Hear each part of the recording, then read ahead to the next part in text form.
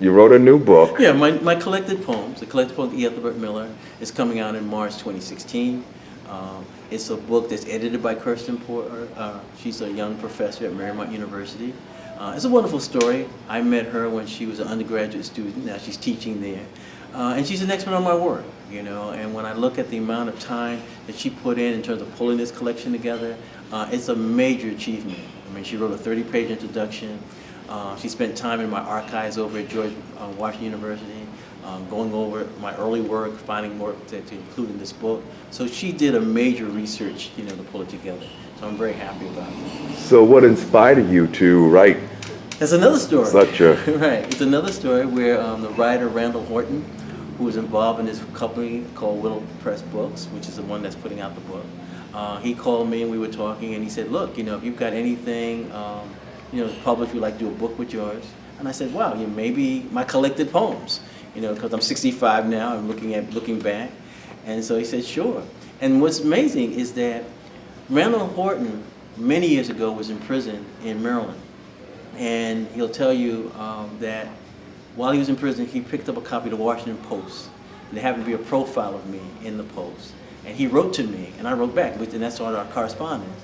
And then I remember when I was teaching up at Provincetown Fine Arts Center, he enrolled in my class. And so that's when I actually got to meet him and stuff. So, you know, here's a person that our lives interacted, intertwined. And here it is years later, you know, he's responsible for this book being possible. You know, and I say that in terms of anybody's life today. I think when we look at our lives should be one of service. Our lives should be one of compassion. You know, today you can get a lot of letters, especially from somebody who's incarcerated that you don't know. And you may not pay any attention in terms of getting back to that person, or maybe you write that person one time and that's it. But you never know that if you maintain a relationship with a person who's incarcerated, where the mail is a key part of their day, you look up, you know, your lives are connected in a way that is a very strong, sometimes spiritual bond. And I feel that when we talk about what it means to be a human being, you know, we all make mistakes. You know, we're not perfect human beings. And I think our desire and need to care for each other is very, very important. And so here I was just responding to Randall at a particular time in his life, and now he's responding to my life at a particular time. So it's always true that we're 6 degrees of separation, Right. so something had to take place at Right, that moment. and it did. So what type of poems do you have in this particular collection? I think the collection, why it's going to be very important, is that when people many times talk about my literary career, they talk about my literary activism. They'll talk about, oh, Ethelbert did such and such, or he sponsors these readings, or he did this anthology. If I go out here and I grab people who are writers and I say, okay, do you know my work? Okay, do you know my work? Many people don't know the full breadth of my work, okay?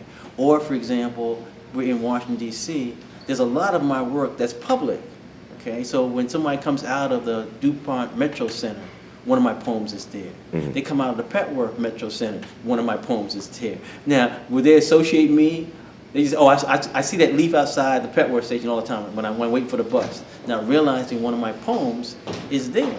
So I think that when this book comes out, people will be able to say, whoa, I didn't know Ethelbert wrote this many poems. I didn't know he wrote about all these different types of subjects, okay?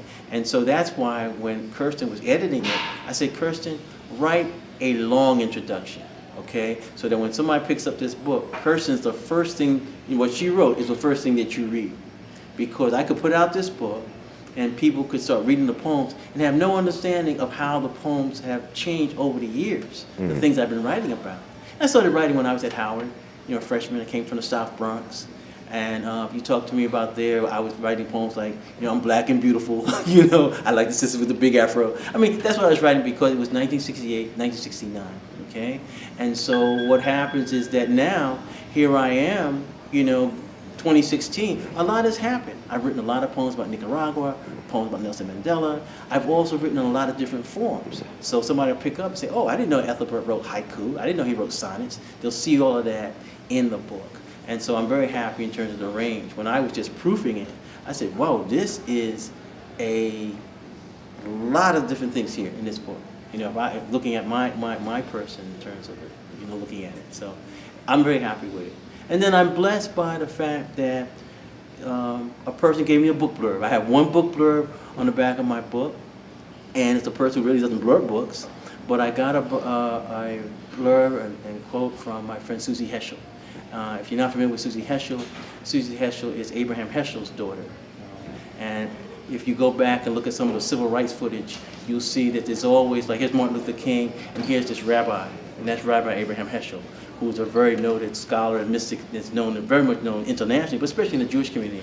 And here is Susie Heschel giving me a blurb in which she looks at my work almost in the context of her father's work. And so that's like the highest compliment, you know, and that's why I said to the publisher, I'm not having any other blurb on the back of this book, because she took the time to read the book and was gracious enough to offer a blurb and really loved the work. You know, not like it was friendship or I just write something for you, but she really loved the book and put it in a certain context. So I felt I was blessed by receiving her blessings.